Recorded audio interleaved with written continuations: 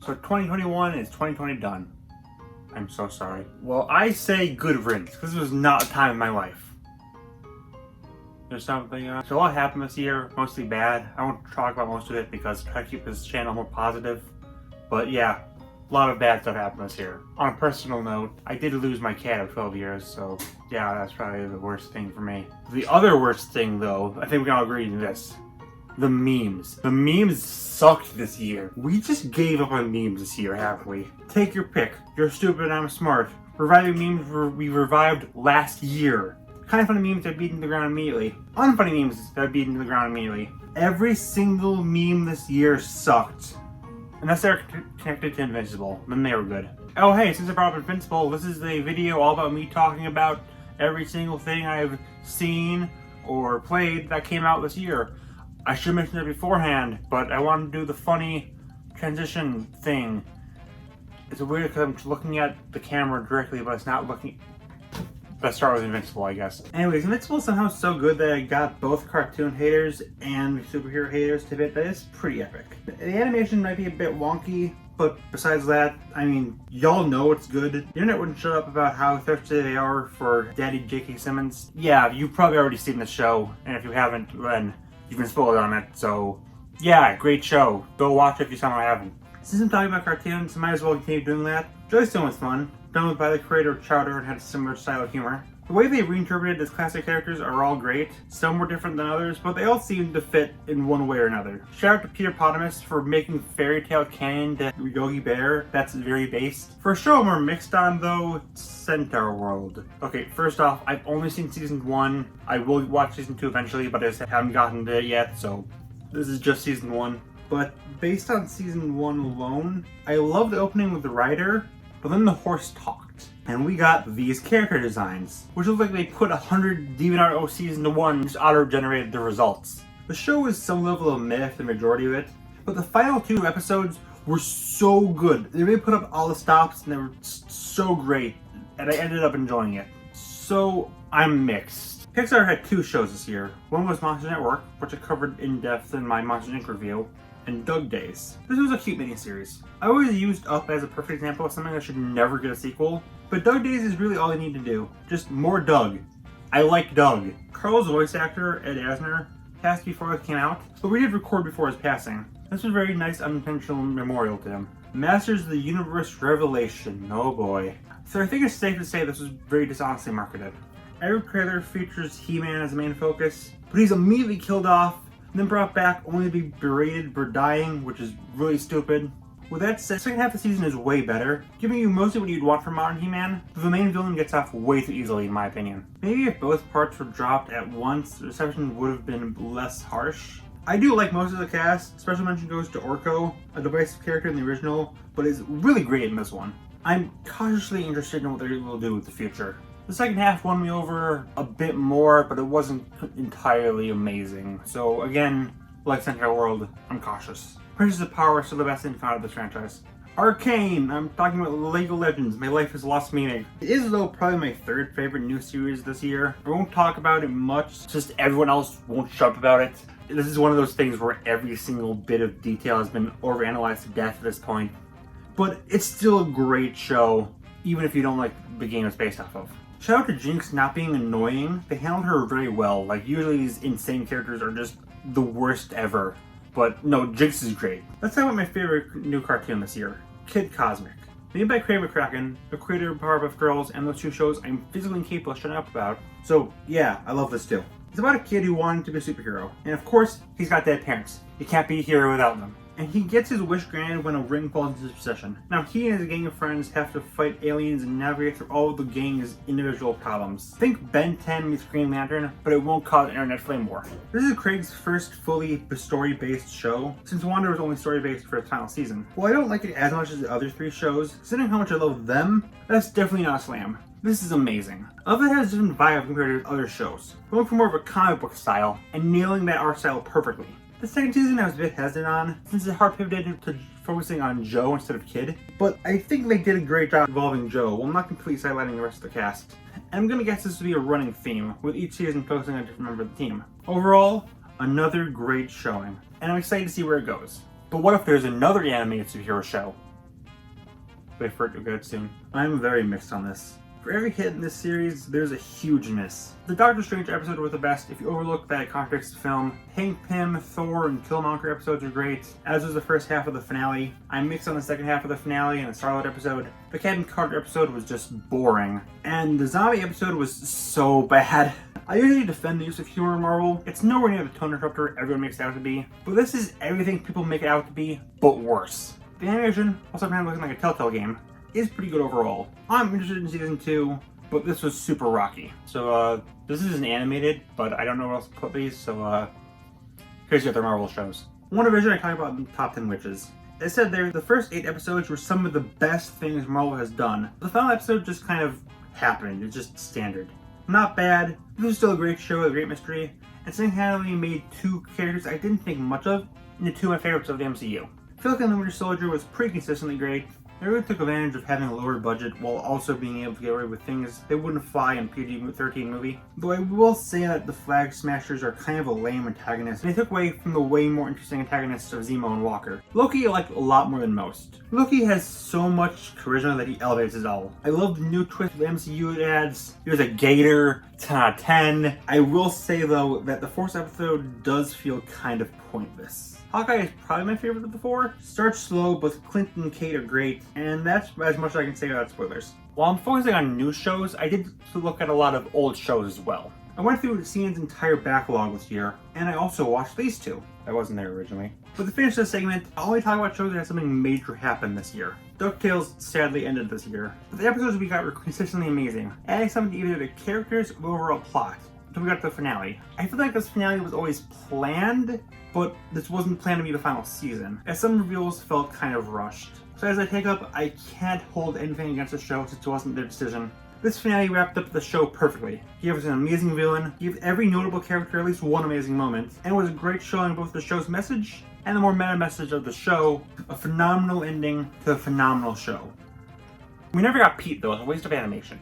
Cradle of the Creek had a season finale, along with starting back up season 4. This show is so underrated. It's a surprisingly nostalgic take on childhood, with the 5-part season finale being a way too epic take on Capture the Flag, while still feeling like it's still kids playing a game. Seriously, this show deserves so much more love. Infinity Train somehow managed to squeeze out a final look before cancellation. While it's not as good as the first 3, they're comparing 3 basically perfect seasons of television to what was intentionally made to be a breather. Book 4 still has some hard-hitting moments though, and I'll defend Kez as my wife. But I will say it's the weakest of the show. But Infinity Train at its worst is better than most shows at their best. So I only wish we'd get a 5th season, but we established you does not enjoy being good. But I talked about all those in a previous video. Let's look at something I haven't talked about before.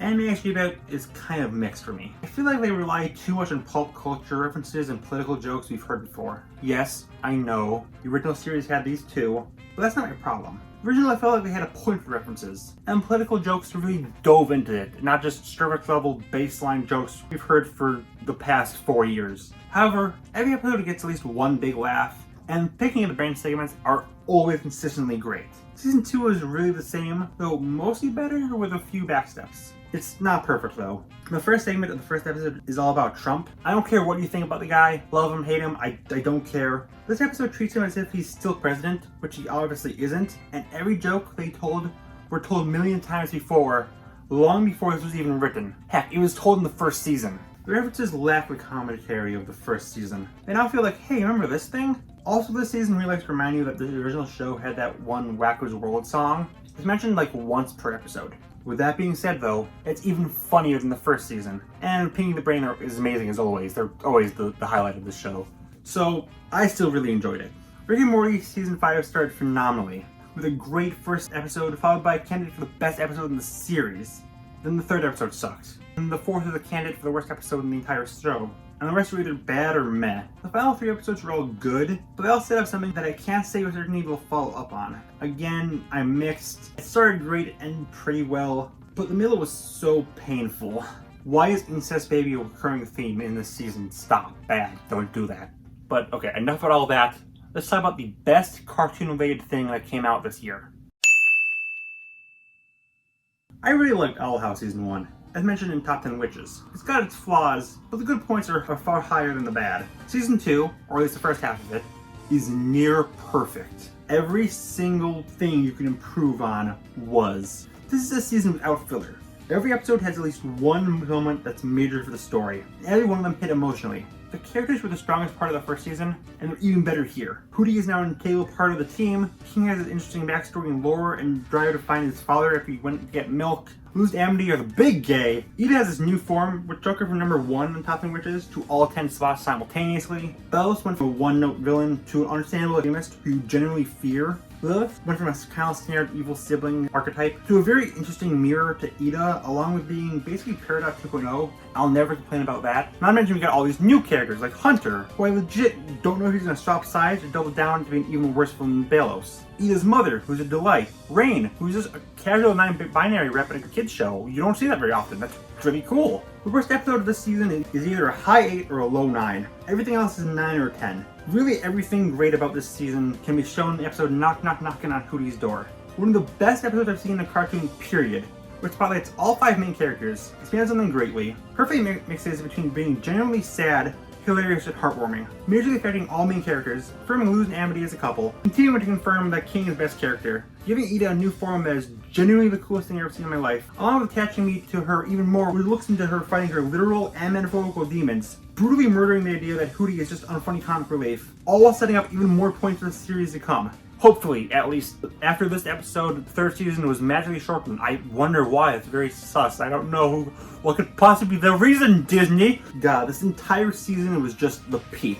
I don't think anything can ever overthrow Hilda as my favorite cartoon. But if this level of quality continues for the second half of season 2 and the shortened season 3, this might overtake Gravity Falls as my second favorite cartoon of all time. I know I spoiled a bit, but if you haven't yet, I can't recommend Owl House enough. Season 1 has its shortcomings, but they're minor, and Season 2 completely justifies its all. So moving from animation of the West, animation to the East, anime is interesting because while I have watched like an anime series pretty much every single day, the thing is, most of these are older shows, and I'm only focusing on things that came out this year, so here's just kind of the very small amount that I've seen that came out this year. Odd Taxi is, odd, but also really heckin' good. It takes place in this world where everyone's an animal, though it's pretty similar to the real world, with the main character getting involved with the whole mystery involving missing people and the Yakuza. The mystery is great, and I love the character designs, but without spoiling it, I'm not the biggest fan of the twist at the end. It's nowhere near ruining my experience with it though, but I would have preferred the show without it. Wonder Egg Priority is interesting. When this came out, everyone immediately declared it as an instant classic, and it's not hard to see why. As to the final episode though, people seem to turn on it. For reasons I'm not entirely sure why. I liked the show, though while I didn't hate the ending, it did seem weaker than the start. The main character does have a pet from the name though, and that's very based. This came out at the beginning of the year, so maybe I'm just forgetting something about it. I liked it, but even with the ending not being as bad in my eyes, I still thought it was just pretty good overall. So this is a bit of a cheat, but I'm going to include Attack on Titan here too. I watched it for the first time this year, and while only a few episodes debuted this year, I'm going to count anyways because my video. This show is interesting. When it first aired, it was hailed as one of the greatest anime of all time. Then people called it overrated garbage, then suddenly hailed as perfect again. This happens with anything popular, but is it deserved here? Well, the first 3 seasons are phenomenal. This is one of the most interesting worlds I've ever seen. Like, it's not that different from ours, but it's still great. Titans themselves are some of the most interesting monsters I've seen. They're the perfect example of Uncanny Valley. The characters we follow are all great too, especially Sasha, she's just a precious bean. I love the first 3 seasons. Season 4, don't get me wrong, I still liked it, but I'm more mixed. At least for part 1, since part 2 is coming out in 2022. I feel like the weird pivot to focusing on new characters is a strange decision. Though, to be fair, the main cast isn't completely gone. I'm gonna let it pan out before passing judgment, but even if they drop the ball, I still feel like this show is worth watching. Star Wars Visions. Was never expecting to cover a Star Wars anime, but here we are. These are standalone stories taking place in the Star Wars universe. With the exception of Jabba and Boba Fett's appearance in episode 2, all the characters are brand new. This is definitely a unique take on Star Wars, but I at least liked all these episodes. I'm a bit mixed in the one that's just Astro Boy, but it's cute, so I'll allow it. I've been burned by anime adaptations of Western media before. I'm glad to have at least one good one. And that just leaves 3 continuations. That's 2. That just leaves 3 continuations of anime series to talk about. The problem is, though, these 3 are all very divisive. Let's talk about the one that I'm the most positive on. Fruit Basket Season 3. While nowhere near as good as the first 2 seasons, Fruits Basket still had the elements I loved that I mentioned in this video. I do think it should have gotten another season to flesh things out, and I am very mixed in what they did with the main villain, but I'm not the slightest upset that I saw it. We're gonna be at season 2 though, yeah, I'm not gonna make any friends with this one. Despite some cringy moments, I really loved the first season of Dragon Maid. I just accepted the fan service, I'm not into it personally, but if I like the characters and story enough, I'll look past it.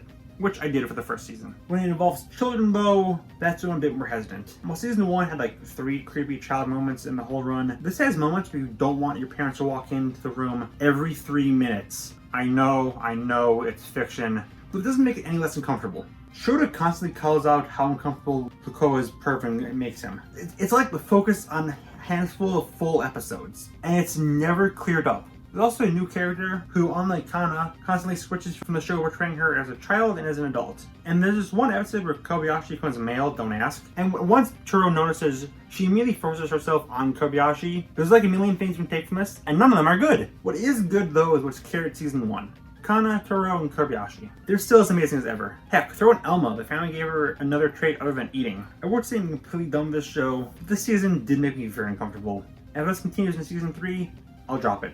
And that's it. That's all that came out this year. Nope, nothing else. No other continuation. Something I once said was my favorite. Nothing else. Nope, we're all done. We're done. No, we're done. We're done! Fine.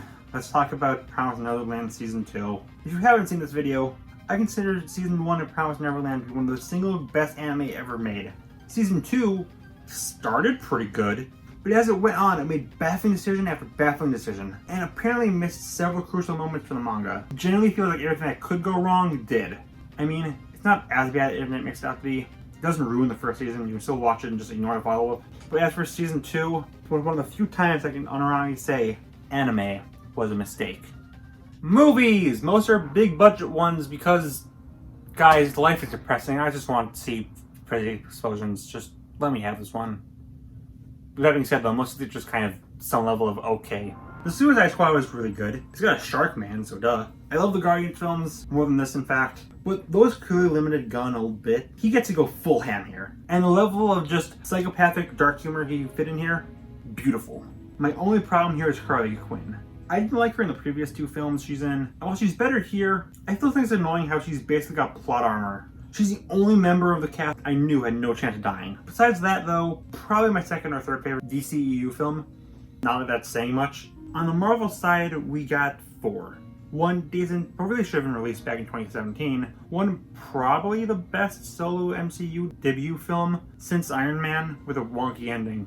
And I apparently deleted the Eternals segment when I was writing about Far From Home. So ad-lib thoughts on Eternals. It's very meh. It's the most 5 out of 10 we've ever seen. That's it.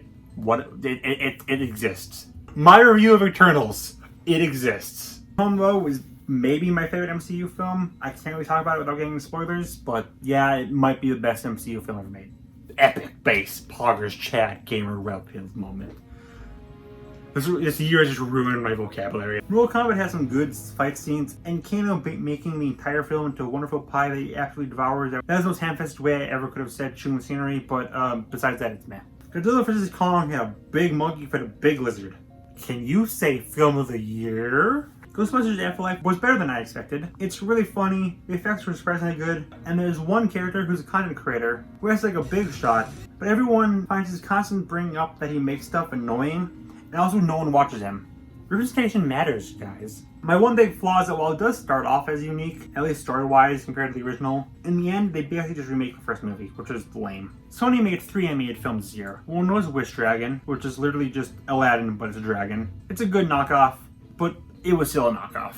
Vivo was fun. I do love musicals, and this was very solid if you know that one song that makes me want to commit cry. Also, Michael Rooker vs. the Snake only appears in one scene. Give him a full movie, cowards! The final is Mitchell vs. the Machines. A very fun movie about a film student who makes silly YouTube videos their parents don't understand. Oh gee, freaking Willikers, Batman! I wonder why you like this. I will say that memes in this are just the absolute worst thing ever. The film would have been infinitely better if they weren't there. Besides that though, great movie and Aaron best character. Venom 2, oh sweet Jesus.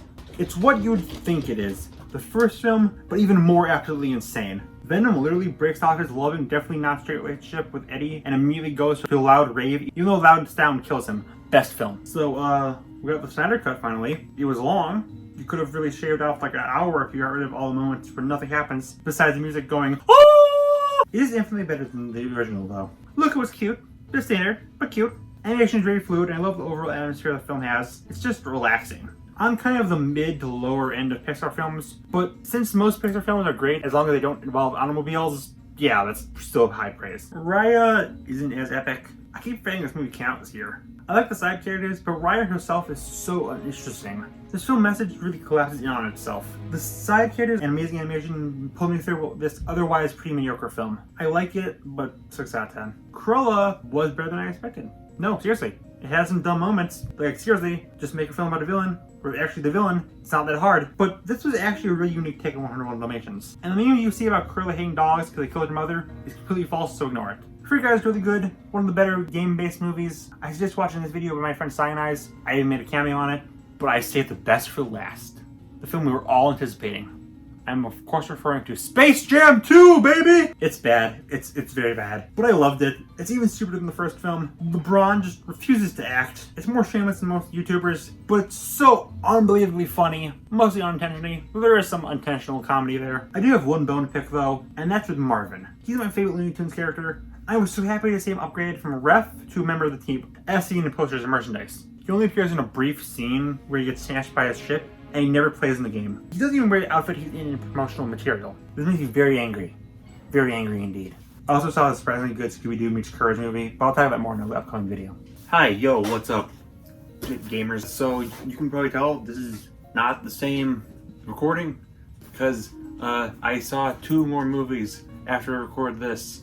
So I'm like, frick it, might as well re-record this and talk about them. So the first one is the Hilda movie, and you might know Hilda is my favorite TV show, so of course I really like this as well. I wouldn't say it's as good as a TV show, but it's still fun. Not much else to say there. The big one, the big reason why I'm recording this is Encanto. Encanto, probably my favorite film of the year. No, definitely my favorite film of the year. Maybe one of my favorite Disney films ever made. I might need to make that a video. Encanto is kind of like ARCANE, where it's a little hard for me to talk about it because everyone has already talked about it, and there's nothing new I can add to the table. Like, everyone knows it's great already. Go watch freaking Encanto. It's on Disney+.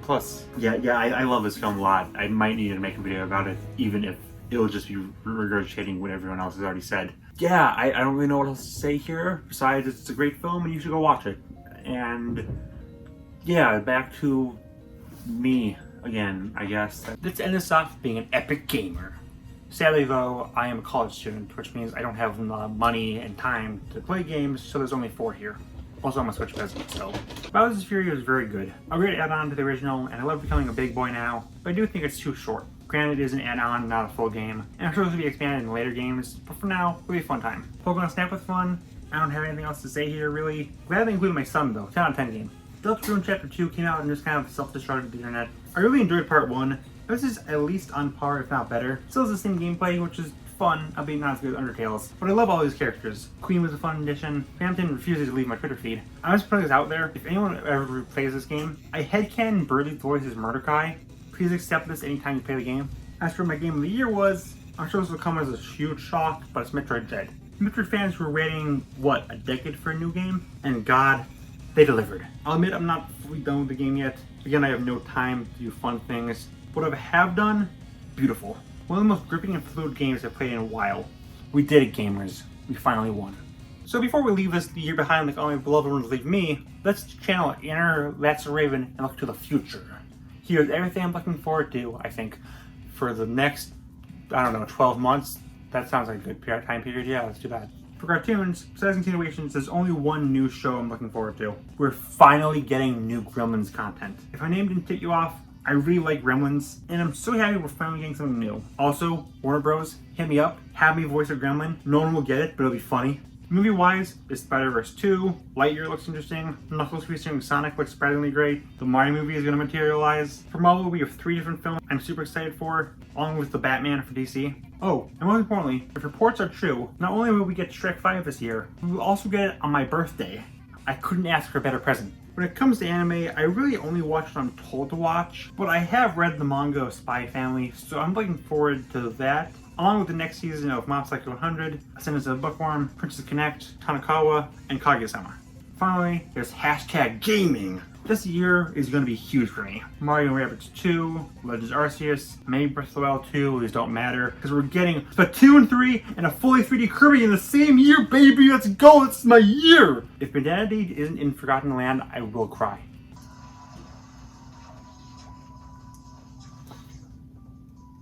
What do you want, end joke? The video's already too long, frick you.